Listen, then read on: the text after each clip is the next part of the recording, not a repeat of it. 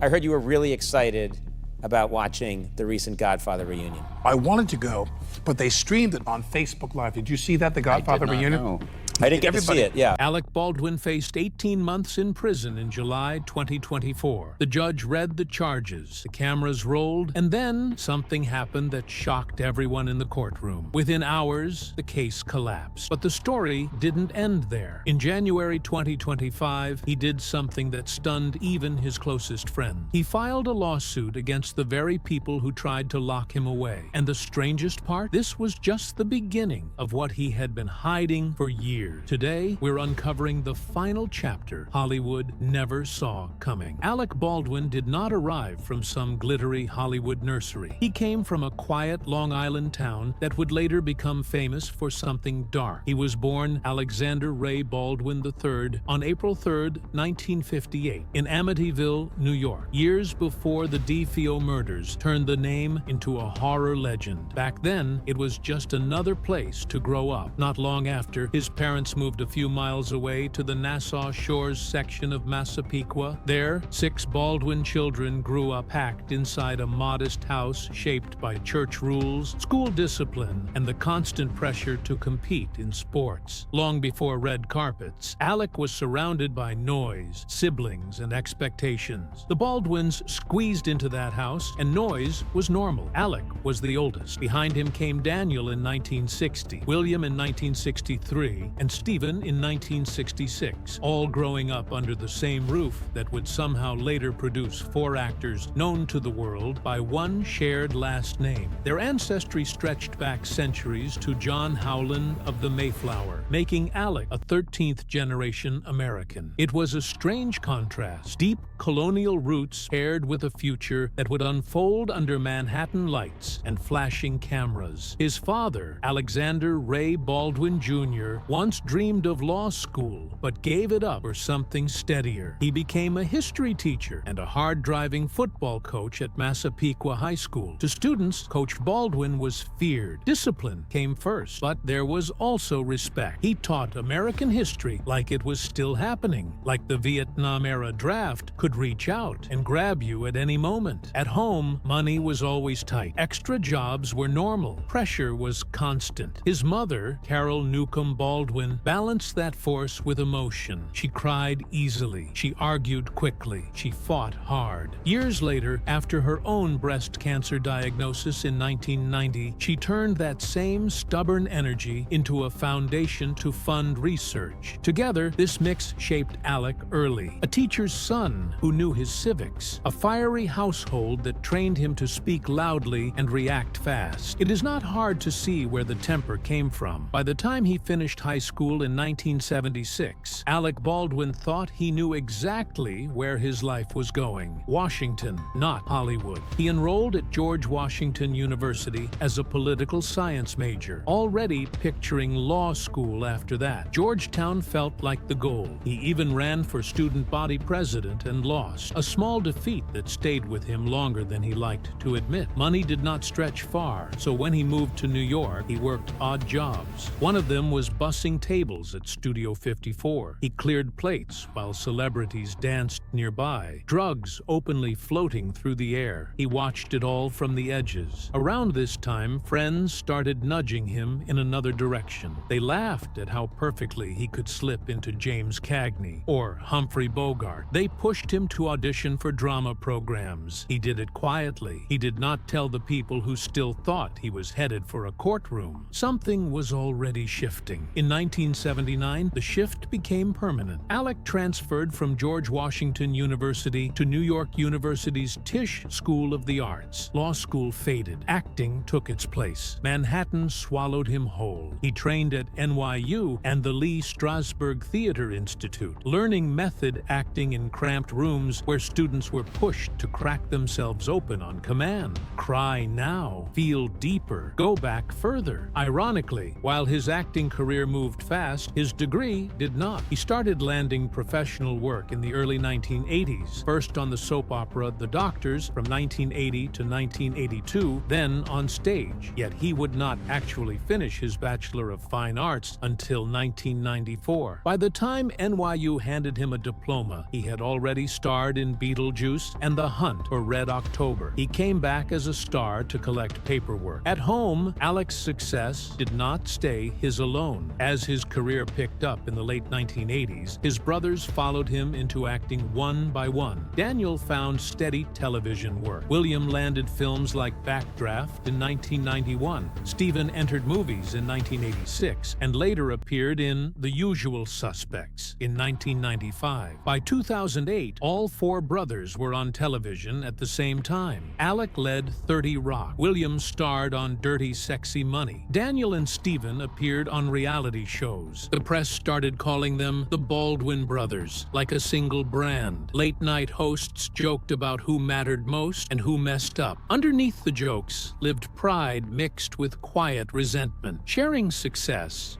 is never simple when it is tied to blood. Even early on, people noticed something else about Alec. He treated every set like a test of will. On The Doctors, he argued over line readings. On Knots Landing, he pushed writers to take his character darker. In theater, he challenged directors openly, protecting rehearsal time like it was sacred. Some admired his focus. Others dreaded his temper. He questioned authority. He pushed for edge. These habits showed up long before tabloids attached his name to public blow-ups. The Doctors became his training ground. From August 20th, 1980 through 1982, he played Billy Aldrich in around 28 episodes. Soap operas move fast, 5 episodes a week, pages of dialogue overnight, sometimes 20 or 30 lines per scene with almost no rehearsal. Baldwin later said it felt like boot camp. Learn fast, hit the emotion, move on. By 24, he had acted in hundreds of scenes and learned he could carry a story under pressure. That confidence carried him into prime time.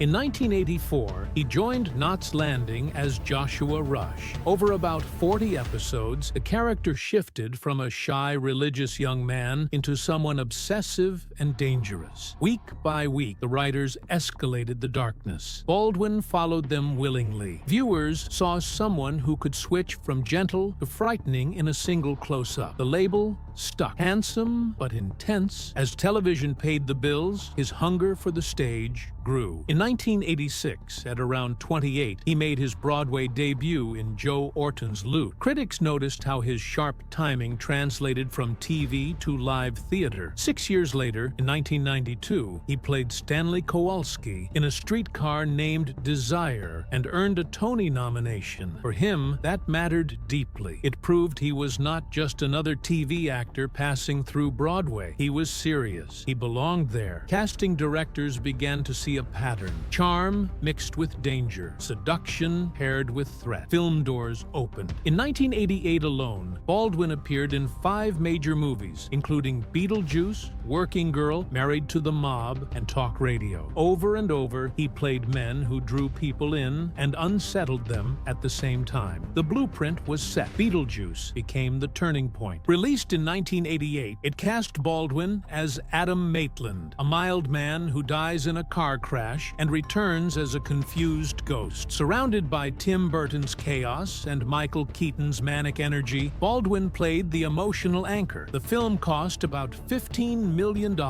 and earned roughly $75 million in the United States. It ran endlessly on VHS and cable through the 1990s. Baldwin proved he could hold the center of a strange studio film without overpowering it. 2 years later, everything escalated. On March 2, 1990, The Hunt for Red October hit theaters. Baldwin played CIA analyst Jack Ryan opposite Sean Connery. The film turned a dense Tom Clancy novel into a tense Cold War thriller. It cost around $30 million and grossed more than $200 million worldwide. Critics liked that Baldwin played Ryan as smart and anxious rather than invincible. At 31, he looked like a franchise star. Then, it vanished. Baldwin never returned for the sequels. Patriot Patriot Games and Clear and Present Danger went to Harrison Ford. In his memoir, Baldwin later said the studio betrayed him, negotiating behind his back and using his Broadway commitment as an excuse. Losing Jack Ryan in his early 30s stayed with him. He believed it reshaped his entire career. In 1992, he stole another moment. Glengarry Glen Ross gave him just one scene, about 7 minutes. It was enough. David Mamet wrote the monologue specifically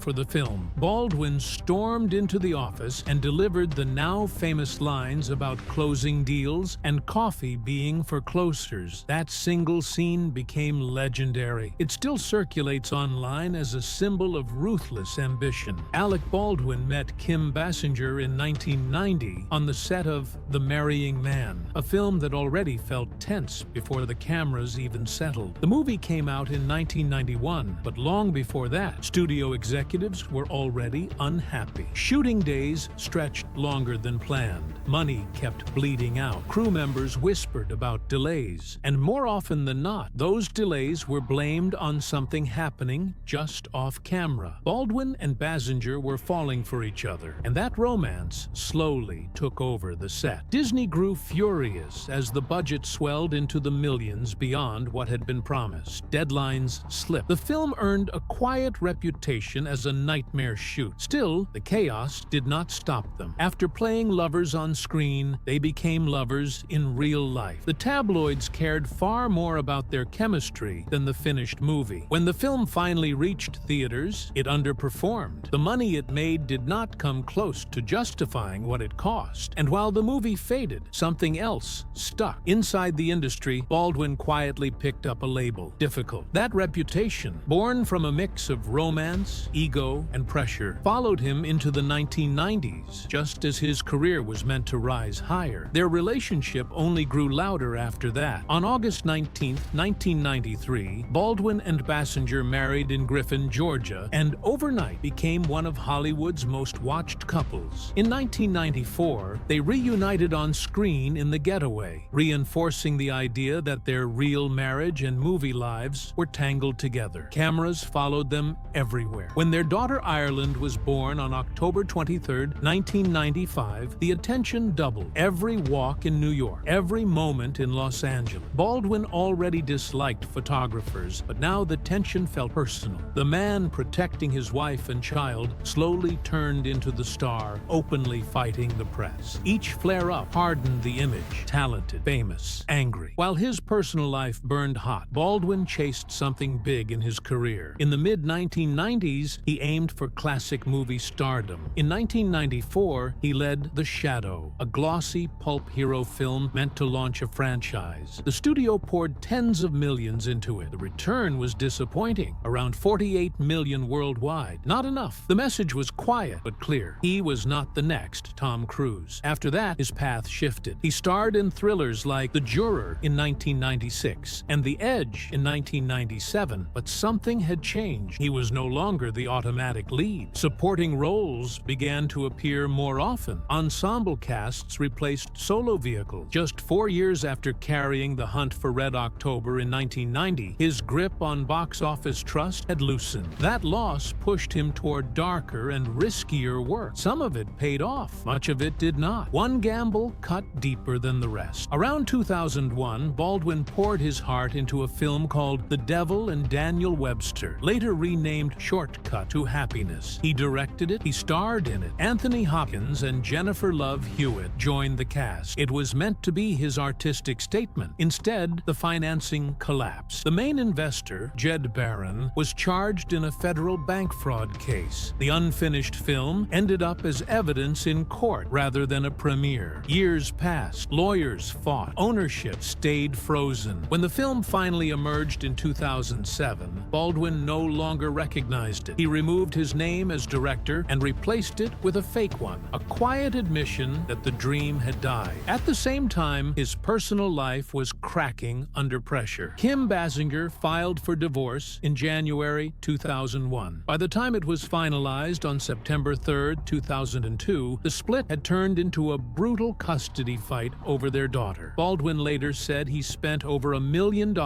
trying to stay close. Lawyers, flights, even buying a home in California just to remain nearby. In his 2008 book, A Promise to Ourselves, he described feeling erased from his child's life by the system itself. Rage built slowly. So did despair. Everything exploded in April 2007. During a scheduled call that his daughter missed, Baldwin left a voicemail. Ireland was 11. His words were harsh, cruel. The message leaked within days and spread everywhere. Television, radio, the internet. A private moment became global shame. In May 2007, a judge temporarily suspended his visitation right. Baldwin later admitted the fallout pushed him into depression and dark thought. Overnight, he became a punchline. The angry dad, the out-of-control celebrity. The pattern continued. Years earlier, in October 1995, he had been arrested after striking a photographer outside his home when his newborn daughter was only days old. In 2012, he was photographed pinning another photographer against a car in New York. In 2013, a shoving incident caught on video cost him his MSNBC show after just 5 episodes. In 2014, another arrest followed after a heated argument with police over riding his bike the wrong way. Each moment stacked neatly into the same story. Alec Baldwin could not control his temper. Late-night hosts feasted on it. Jokes about his voicemail, skits about his rage. Even when he won awards, the laughter came with an edge. The joke was no longer his characters, it was him. And yet, right in the middle of that collapse, something unexpected happened. In October 2006, Baldwin debuted as Jack Donaghy on 30 Rock. The timing was almost cruel. His real life was unraveling, but on screen, he found something sharp and self-aware. Jack Donaghy was rich, loud, powerful, and quietly broken. Baldwin leaned into it. He used everything people thought they knew about him and turned it into comedy. Across 139 episodes, he became one of television's great characters. The awards followed: 2 Emmys, 3 Golden Globes, 7 Screen Actors Guild Awards. The numbers stacked up fast. At the same time, he returned again and again to Saturday Night Live, eventually hosting 17 times. In 2016, his Donald Trump impression turned into a cultural event. It won another Emmy. It angered a president. It dominated the news. While television remade him, film showed his range. In The Cooler in 2003, he played a violent casino boss and earned an Oscar nomination. In It's Complicated in 2009, he played a nervous romantic lead hiding under tables. He jumped from The Departed to animated films to European comedies. Slowly, the narrative shifted. Alec Baldwin met Hilaria Thomas in August 2011 inside a New York restaurant, one of those moments that felt casual at first and then suddenly became everything. Within weeks, they were living together in Greenwich Village, building a fast and intense rhythm that did not slow down. By April 2012, they were engaged. By June 30th of that same year, they were married at St. Patrick's Old Cathedral in New York City, surrounded by famous faces like Tina Fey, Jimmy Fallon, and Woody Allen. It all moved quickly, but at the time, it felt like momentum, not chaos. Then the children came, one after another, until time itself started to blur. Carmen arrived in August 2013. Raphael followed in June 2015. Leonardo came in September 2016. Romeo in May 2018. Eduardo in September 2020. Lucia in February 2021. And Hilaria in September 2022. 7 children in 9 years. Baldwin leaned into it publicly, talking about diapers and bedtime routines as proof that the wild man people once knew was gone. In interviews and on Instagram, he framed his life as calmer now,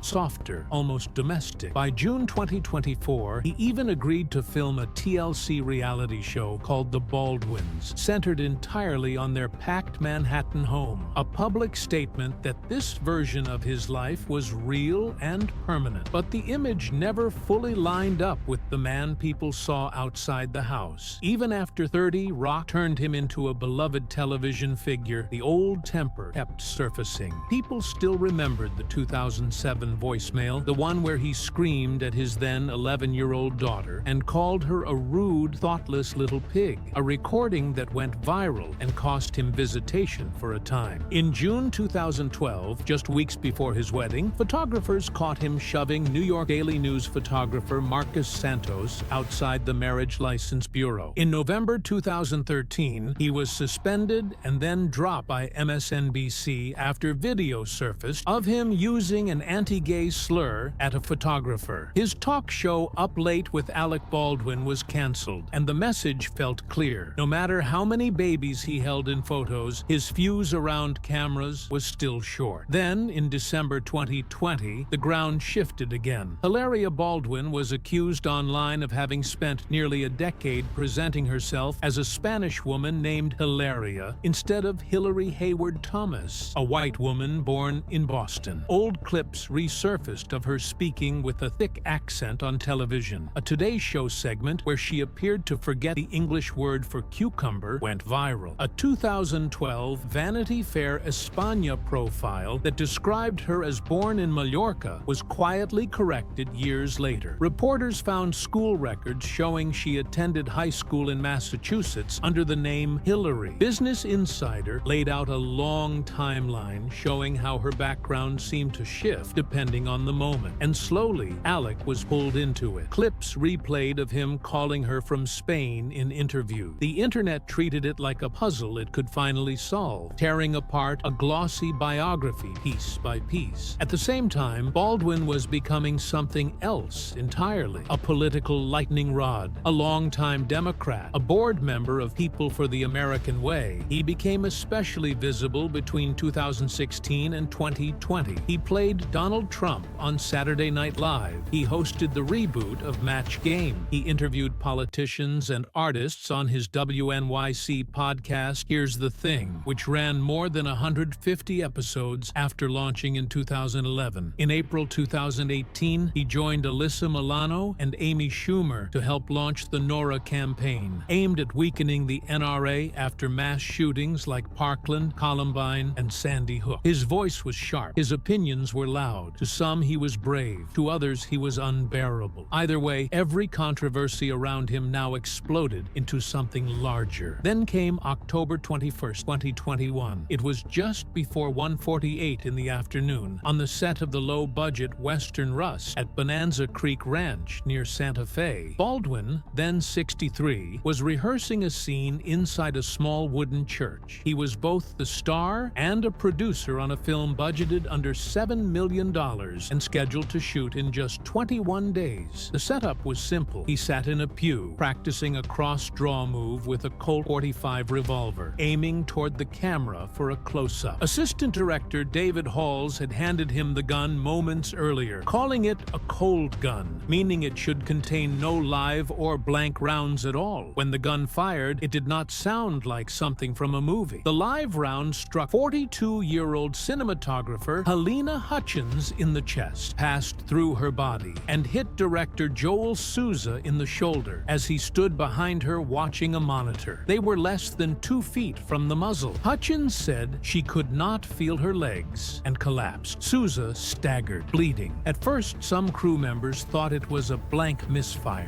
Then they saw blood. Jackets and rags were pressed to wounds. Medics were called. A helicopter rushed Hutchins to the University of New Mexico Hospital in Albuquerque, where she was pronounced dead. Souza survived. By that evening, sheriff's deputies had locked down the set, and the story was global news. As investigators searched the scene, they found something worse: live rounds. 6 or 7 of them, mixed among dummy rounds and blanks in belts, boxes, and carts that should never have held real ammunition. A supplier later suggested that a batch labeled as dummy rounds may have included real bullets by mistake. Investigators made it clear: live ammo should never be on a movie set, ever. Especially not on a rushed, low-budget production where crew members had already complained about sloppy firearm handling days earlier. The irony was brutal. Baldwin had publicly attacked the NRA. He had supported anti-gun campaigns. He had once said he could not imagine doing another movie involving firearms. Now his name was tied forever to one of the most shocking on-set deaths in Hollywood history. From that moment on, his late career reinvention collapsed. Lawsuits followed. Criminal charges followed. In January 2023, he was charged with involuntary manslaughter. The charge was dropped, then brought back. In January 2024, a grand jury indicted him again. He insisted publicly that he never pulled the trigger, saying he only cocked the hammer and the gun fired on on its own. Prosecutors argued that basic safety rules were ignored. Forensic reports suggested the trigger had to be pulled. The case moved slowly, painfully, toward trial. Meanwhile, armorer Hannah Gutierrez Reed was convicted in March 2024 and sentenced to 18 months in prison, the maximum. The judge called the conduct on set a reckless disregard for life. She appealed. Her conviction stood. In July 2024, Baldwin's trial finally began. Then it collapsed almost overnight. His lawyers revealed that prosecutors had failed to disclose key ammunition evidence. The judge ruled the misconduct severe. The case was dismissed with prejudice, meaning it could never be filed again. Baldwin slumped at the defense table, removed his glasses, and buried his face in his hands before hugging Hilaria. He had been facing the same sentence Gutierrez Reed received. In an instant, that threat was gone. But the story did not end there. Civil suits continued. Hutchins' family settled one wrongful death case. Others dragged on. In January 2025, Baldwin filed a malicious prosecution lawsuit against prosecutors and investigators, accusing them of targeting him instead of finding where the live round came from. By mid-2025, he spoke publicly about being changed immeasurably by the ordeal, saying he woke up for years expecting another subpoena, another accusation. He said the dismissal did not feel like victory. It felt like escape. Still, his refusal to say he pulled the trigger left many unconvinced. And now, whenever his career is mentioned, it begins with October 21st, 2021. Not with Jack Donaghy, not with awards, not with comedy. The question lingers in every retrospective, heavy and unresolved. When people see Alec Baldwin now, do they see the actor who made them laugh, or the producer holding a gun when a cinematographer died?